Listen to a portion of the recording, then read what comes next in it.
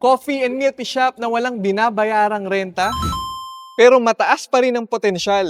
Check this out. Sanay kasi tayo na kapag walang pwesto, maliit ang kita. Pero sa mobile cart, baliktad ang laro. Hindi ka nagbabayad para hintayin ang customer. Ikaw ang lumalapit sa kanila. Kapag mahina ang lugar, hindi ka stuck. Pwede kang lumipat, pwede kang mag-adjust. At dahil wala kang renta, mas may kontrol ka sa presyo. Mas may kontrol ka sa galaw at mas tumatagal ka sa negosyo. Kaya posible ang coffee at milk tea na walang binabayarang renta pero may malinaw na potensyal.